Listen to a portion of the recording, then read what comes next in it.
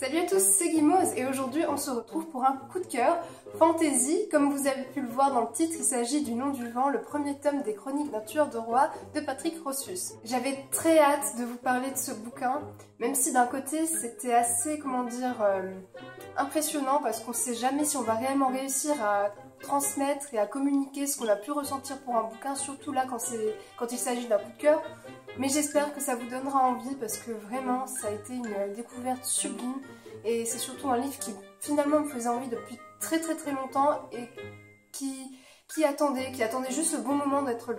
On commence tout de suite avec un petit résumé pour que vous sachiez un peu dans quel contexte l'histoire prend place. On retrouve dès le début un petit aubergiste, Cote, fraîchement arrivé dans la ville dans laquelle il vient de s'installer, qui est très réservé mais qui pourtant semble un peu trop mystérieux pour sa condition. Parallèlement, on fait la connaissance de chroniqueurs dont le travail consiste à prendre en note les véritables histoires en donnant la parole aux principaux intéressés. Et celui qu'il cherche à ce moment du livre n'est autre que le légendaire Kvothe, aussi fascinant qu'effrayant. Le récit s'articule en une alternance de deux temporalités, celle du passé où Kvothe nous raconte son enfance et son adolescence, et celle du présent où on les retrouve tous à l'intérieur de l'auberge où il se passe bon nombre de choses énigmatiques. Personnellement, j'ai beaucoup apprécié la démarche parce que ça permet de mieux pouvoir mettre en perspective la narration et de mieux comprendre le personnage. Ça apporte une profondeur et ça permet de pouvoir transposer le Kvothe enfant, adolescent à celui adulte et de pouvoir s'imaginer tout ce qui a pu le conduire à ce qu'il est aujourd'hui.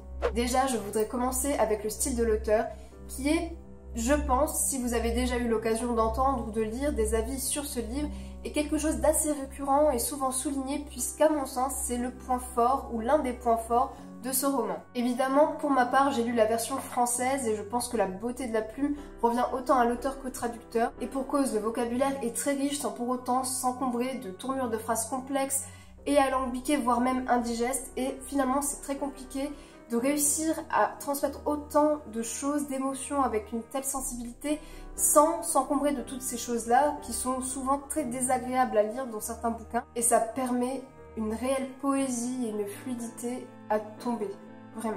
Et c'est vrai qu'il y a une sorte de rondeur et de justesse dans les mots choisis et c'est pas anodin parce que ça s'inscrit réellement dans le propos du récit et c'est sublime. Ça m'a fait frissonner et donner les larmes aux yeux et juste pour ça, je pense que ça en vaut le détour même pour ceux dont la fantaisie n'est pas forcément le genre de prédilection. Alors pour ce qui est de l'univers, une fois encore, c'est prodigieux. Le folklore et la mythologie sont extrêmement riches et pourtant ne sont pas amenés de manière abrupte et l'auteur n'essaie pas de nous prémâcher les informations. Tout vient quand il le faut et c'est la force d'un univers comme celui-ci parce que l'auteur a juste à aller piocher ce qui est nécessaire au moment voulu. Pareil, il ne s'agit pas non plus de fantaisie conventionnelle puisqu'il n'y a pas d'elfes, de nains ou d'orques par exemple. Et pareil, l'auteur n'essaye pas de créer des créatures avec des morphologies inédites. Mais il a réussi à créer toute une histoire accompagnée de petits détails visuels et comportementaux originaux qui rendent vraiment le tout plausible. D'autant plus qu'ici, la fantaisie s'inscrit dans un univers où on essaye de démystifier la magie, tout particulièrement dans des endroits comme l'université. Pour le personnage de Kvothe, c'est vrai que j'ai pu voir que certaines personnes ne l'appréciaient pas beaucoup et le trouvaient plutôt énervant. Pour ma part, je l'ai beaucoup aimé parce que là où certains le trouvaient parfois arrogant et prétentieux au point de le détester, j'ai eu pour ma part un autre chemin de réflexion finalement. Je l'ai effectivement trouvé légèrement irritant à son arrivée à l'université et certains diront que l'auteur essaye à tout prix de nous faire aimer ce personnage et que c'est relativement pénible, mais pour ma part, je ne l'ai pas pris du tout de cette manière-là. Je pense au contraire que l'auteur a construit avec beaucoup de justesse la psychologie de Kvothe. Présenter le personnage sous un angle qui révèle encore plus son génie ne veut pas dire qu'on va mettre toutes ses qualités en avant, et oui, Kvothe est arrogant, oui, il est orgueilleux, et c'est un peu normal, c'est un gamin de 15 ans qui a vécu des trucs vraiment pas cool, et au final, il n'a pas d'autre solution que de se comporter de cette manière. C'est un personnage qui ne peut compter que sur lui-même pour se construire un avenir, et tout se joue en permanence sur le fil d'un rasoir. Et d'ailleurs, c'est à ce genre de moment où on repense au Kvothe adulte, et là, d'un coup, l'amour qu'on a pour le personnage revient au galop. Et bon, le passage dont je vous parle est relativement court, et surtout, à travers le livre, il y a vraiment une évolution du personnage et on se rend compte à un moment très précis qu'il est en train de grandir, qu'il est en train de changer autant dans son caractère que dans son comportement et c'est super agréable. Après, c'est quand même un personnage qui est plus mature que les jeunes de son âge, donc même si l'évolution ne vient pas tout de suite, Ça n'empêche pas que le personnage est très intéressant et absolument pas monotone. Au niveau du rythme, c'est une histoire qui prend le temps qu'il faut, et c'est pour cette raison que j'ai pris mon temps pour le lire également. C'est très agréable de ralentir la cadence parce que ça permet de mieux s'imprégner, d'intégrer l'univers et de se rapprocher un peu plus des personnages. Et pour le coup, c'est vrai que j'ai eu du mal à m'en défaire parce que j'avais l'impression qu'à chaque fois que j'allais prendre un livre, j'allais retrouver le personnage de Quoth.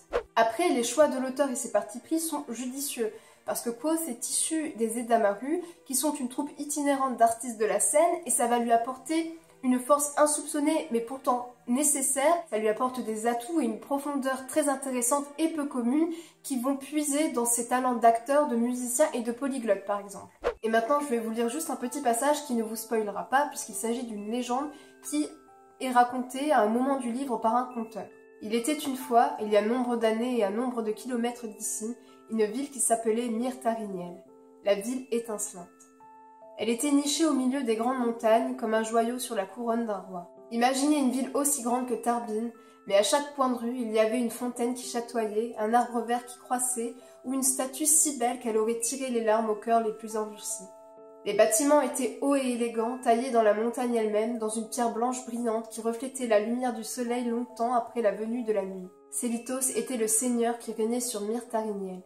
Un simple regard lui suffisait pour découvrir le nom caché des choses et les comprendre. En ce temps-là, ils étaient nombreux ceux qui étaient capables de tels prodiges, mais Célitos était le plus puissant parmi ceux qui vivaient alors. Célitos était aimé par ceux qui vivaient sous sa protection, son jugement était juste et rigoureux et personne ne pouvait l'abuser par le mensonge ou la dissimulation. Sa vue était si puissante qu'il lisait dans le cœur des hommes comme dans un livre à gros caractères. En ce temps-là, une terrible guerre dévastait un vaste empire.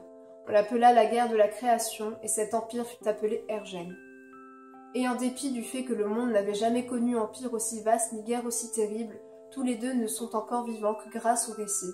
Et les livres d'histoire, qui doutaient de leur existence, ont depuis longtemps sombré dans l'oubli. Voilà, c'est fini, j'espère que ça vous a donné envie de lire ce livre. Je suis pas sûre d'avoir réussi à transmettre tout ce que j'avais à transmettre, je pense même que j'ai oublié de dire certaines choses, mais en tout cas, je pense que c'est une très bonne expérience et que pour ceux qui adorent la fantasy, ça peut vraiment être une lecture très très agréable. Et sur ce, je vous souhaite de faire de très belles lectures et à plus. Ciao!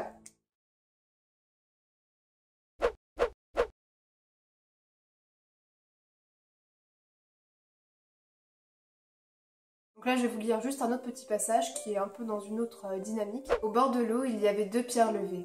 Leur masse au reflet argenté se détachait sur le ciel et les eaux noires.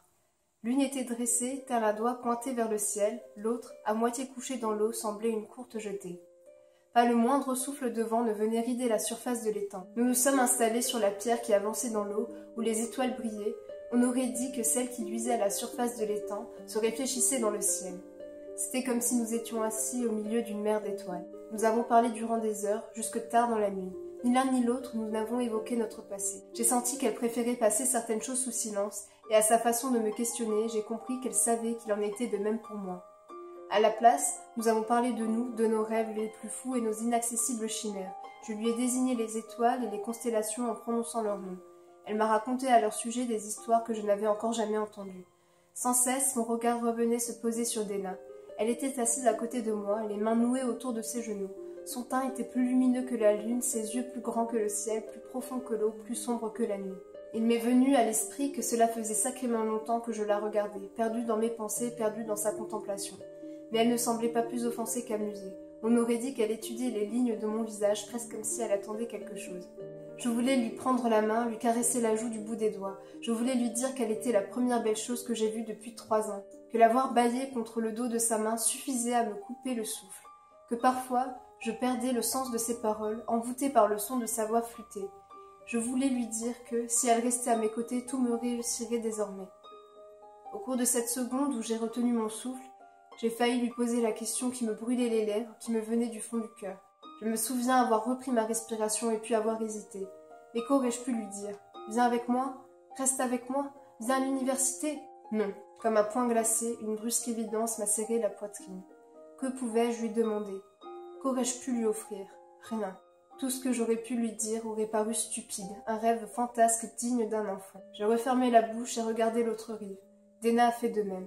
Je sentais la chaleur de son corps, je respirais son parfum, celui de la poussière de la route, du miel et aussi cette odeur qui passe dans l'air l'été, juste avant une violente averse. Nous avons tous deux gardé le silence. J'ai fermé les yeux. La savoir si proche de moi était la sensation la plus douce et la plus poignante que j'aie jamais connue.